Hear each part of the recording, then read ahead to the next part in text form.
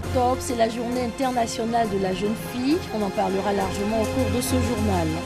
On parlera aussi sport. La 3e édition du championnat d'Afrique de Nambudo s'est déroulée récemment en terre ivoirienne. 8 pays étaient en compétition. 11 octobre 2002, ce sera votre éphéméride. Cette année-là, Jimmy Carter, alors président des États-Unis, reçoit le prix Nobel de la paix. Bonsoir à tous et bienvenue dans cette édition sur RTI2. On commence tout de suite avec le 11 octobre, aujourd'hui, jour consacré à la jeune fille, une journée internationale qui depuis 2011 lui est dédiée. Plus d'1 milliard de filles dans le monde n'ont pas les mêmes droits que les garçons du même âge. Au plan de l'éducation, quelques chiffres en Côte d'Ivoire et en Afrique avec Ami Koulibaly. Plus d'1 milliard de filles dans le monde n'ont pas les mêmes droits que les garçons du même âge. 28 millions de filles et d'adolescentes en Afrique qui ont l'âge d'être scolarisées n'iront probablement jamais à l'école. En Côte d'Ivoire, 48% des filles n'achèvent pas le cycle primaire, notamment le cours moyen 2, contre seulement 36% de garçons. Et près de 43% de la jeunesse ivoirienne ne reçoit pas une scolarité normale. Ces inégalités se retrouvent dans le genre également. Dès le plus jeune âge, les filles sont plus exclues à 52,6% du système scolaire contre 47,4% des garçons. Selon l'UNICEF, si toutes les femmes finissaient l'école primaire, la mortalité maternelle serait réduite de 70%, sauvant près de 50 000 vies. En République démocratique du Congo, 10% des filles n'iront jamais à l'école, 27% ont abandonné et 63% commenceront tardivement contre respectivement 5%, 9% et 66% pour les garçons. Au Mali, 92% des filles n'iront jamais à l'école. 3% ont abandonné et 5% commenceront tardivement. Les chiffres sont similaires pour les garçons. Au Niger, on note une plus grande différence entre les sexes. 91% des filles n'iront jamais à l'école, 3% ont abandonné et 6% commenceront tardivement, contre respectivement 83%, 4% et 12% pour les garçons. Sans l'école, elle n'aurait pas eu ce parcours. Raïssa Banoro est ingénieure informatique. Cette Ivoirienne vient de remporter la 2e édition du concours RFI Challenge App Afrique. Le projet de Raïssa Banoro, baptisé Lucie, a fait un triomphe. Il s'agit d'une application facilitant l'alphabétisation fonctionnelle chez les jeunes filles. Raïssa Banoro qui reçoit un montant de 15 000 €, soit 10 millions de francs CFA. On va l'écouter, un extrait d'une intervention donnée lors d'Africa Web Festival. En tant que jeune entrepreneur dans le numérique, j'ai eu en 2015 à être meilleur développeur d'applications Android. J'ai également été grande lauréate du concours du hackathon à Sharm el-Sheikh en Égypte. Lors de la 3e édition de Africa Web Festival, j'ai eu la chance d'être panéliste sur le thème de l'e-éducation. Et là, il s'agissait pour moi de parler de l'alphabétisation.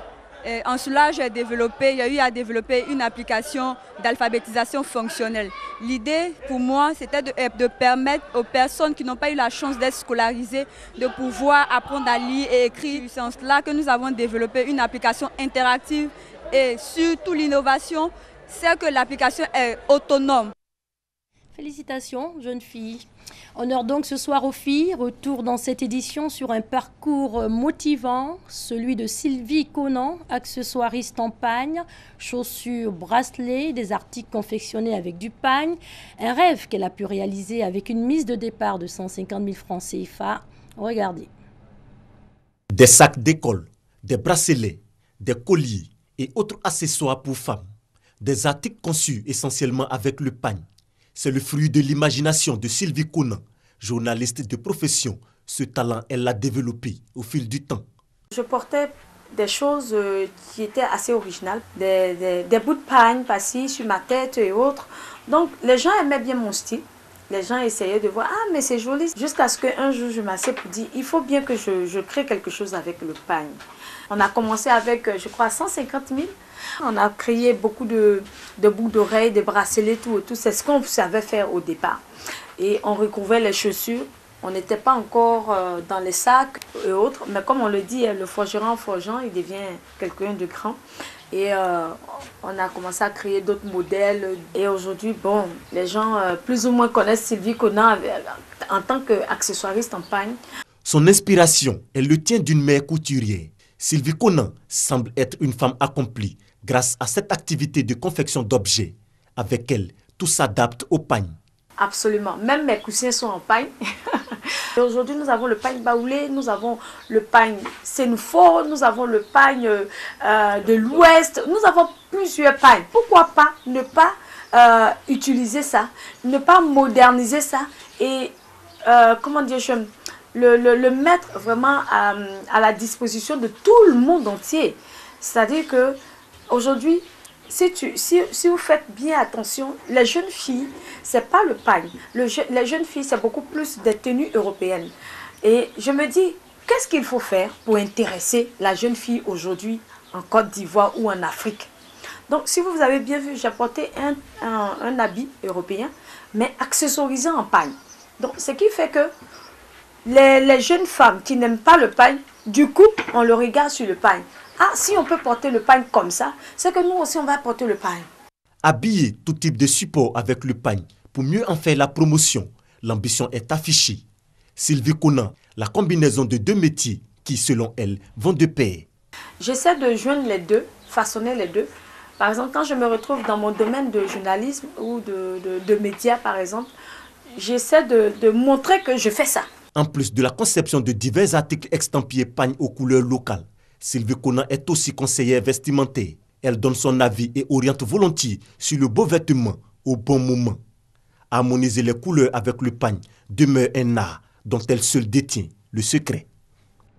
Voilà ce qu'on pouvait dire ce soir sur la journée internationale de la jeune fille. Transport aérien, l'aéroport Félix Houphouët-Boigny se dote d'un service pour passagers à mobilité réduite. Les personnes vulnérables et en situation de handicap qui voyagent ont depuis le 29 septembre dernier un service pour les accompagner depuis le parking jusqu'à l'aérodrome. Serge Coléa nous en dit un peu plus. Aéroport international Félix Houphouët-Boigny. Il est midi. Une passagère a des difficultés à se déplacer seule. Pour l'accueillir, un agent de manutention au sol. Il est chargé de l'aider à remplir toutes les formalités jusqu'à l'embarquement. Un soulagement pour elle. Vraiment, avec le local qu'ils ont construit juste au parking, là, ça nous permet, nous, passagers à mobilité réduite, d'être déjà pris en charge dès notre arrivée au parking. On n'a plus besoin de venir faire le rang et tout ça là. Déjà opérationnel depuis le 18 septembre dernier, le service PMR pour passagers à mobilité réduite ouvre officiellement ses portes aujourd'hui. Son inauguration des mains du directeur de cabinet du ministre des Transports positionne davantage l'aéroport international Félix Houphouët-Boigny au rang des aéroports africains les plus modernes. Ça fait partie de notre désir le plus profond de fournir un service de qualité, un service de standard international qui répond à toutes les exigences de IATA et aussi de nos compagnies clientes, les compagnies locales ainsi que les compagnies internationales. En plus des personnes à mobilité réduite, le service PMR prend en charge les personnes qui ont besoin d'un traitement spécial, notamment les enfants non accompagnés et de hautes personnalités. Cette innovation de l'opérateur koweïtien de manutention au sol intervient seulement 6 mois après sa certification ISAGO. On parle sport à présent. La 3e édition d'Afrique de Nambudo, du championnat d'Afrique de Nambudo, s'est déroulée en terre ivoirienne. 8 pays, dont la Côte d'Ivoire, étaient en compétition. Une confrontation dominée par le Cameroun. C'est ce que nous dit Salif Ouattara. Mine défaite. Un entraîneur dépité. Une sélection ivoirienne en perte de vitesse. La première journée des championnats d'Afrique de Nambudo a réservé des surprises désagréables pour le pays hôte. Face aux lions camerounais, les éléphants ont tremblé. Finale kata individuelle, kata par équipe, en hommes et dames, la domination camerounaise est indiscutable. Les Ivoiriens qui pointent du doigt l'arbitrage. Depuis le début de la compétition, nous constatons des irrégularités au niveau de l'arbitrage. Alors c'est très important pour ces compétitions-là. Et nous avons posé des réclamations, demandé à ce que la commission arbitrale fasse un effort pour mettre ça en jour. Il n'y a pas eu de réponse, ce qui a amené la commission technique à déposer même une réclamation manuscrite. Et jusque-là, aucune solution. Et le règlement nous le permet. La seule protestation qu'on peut avoir de façon officielle et courtoise, c'est de sortir de la compétition. Après une nuit de longs pourparlers, Ivoiriens et Camerounais reviennent à de bons sentiments. La compétition peut reprendre. La deuxième journée va encore tourner en faveur des Lions indomptables. La Côte d'Ivoire ne s'en sort qu'avec 2 médailles d'or. Grande razzia camerounaise, 18 médailles d'or. Un bilan satisfaisant parce que le pari était celui de l'organisation de ces 3e championnats d'Afrique de Nambudo. Encore une fois, le Cameroun repart avec le titre continental. La Côte d'Ivoire se classe 2e. Quand on regarde techniquement, vraiment, il n'y a plus de différence. Mais je crois que les Ivoiriens, leur problème, c'est le mental. La 3e édition des championnats d'Afrique de Nambudo a réuni à Abidjan 8 nations. Le Sénégal, la Mauritanie, la Tunisie, le Burundi, la Centrafrique, le Tchad, la Côte d'Ivoire, pays hôte, et le Cameroun. Un reportage de Salif Ouattara et Aude Alegbe. Présidentielle au Libéria, le décompte des voix se poursuit. La commission électorale nationale NEC doit annoncer les premiers résultats du scrutin qui va désigner le successeur de la présidente sortante Ellen Johnson Sirleaf. La légende du football africain George Weah, alias Mr George, sera-t-il le nouveau président du Libéria? On le saura dans moins de 48 heures. Dans une capitale irakienne abîmée par des années de violences meurtrières, chiens et chats sont loin d'être une priorité. À Bagdad, les animaux des rues peuvent compter sur un nouvel ami fidèle, les réseaux sociaux. 11 octobre 2002, c'est l'éphéméride. Cette année-là, Jimmy Carter, alors président des États-Unis, reçoit le prix Nobel de la paix. L'ancien président des États-Unis est récompensé pour ses efforts, notamment lors des accords de Camp David. C'était en 1978. Thomas Guessambi. 11 octobre 2002, Jimmy Carter, Nobel de la paix. L'ancien président démocrate américain Jimmy Carter s'est vu décerner le prix Nobel de la paix 2002. Le comité Nobel salue ses efforts infatigables en faveur d'une résolution pacifique des conflits internationaux, de la démocratie, des droits de l'homme et du développement économique et social. Et sa contribution vitale au cours de sa présidence 1970-1981 aux accords de Camp David entre Israël et l'Égypte. À une époque où la guerre froide dominait encore les rapports Est-Ouest, il a renouvelé la place des droits de l'homme dans la politique internationale, indique le communiqué. L'attribution de ce prix à Jimmy Carter est aussi une critique de la politique de l'administration américaine actuellement au pouvoir, a déclaré Gunnar Berge, le président du comité Nobel, interrogé par la presse.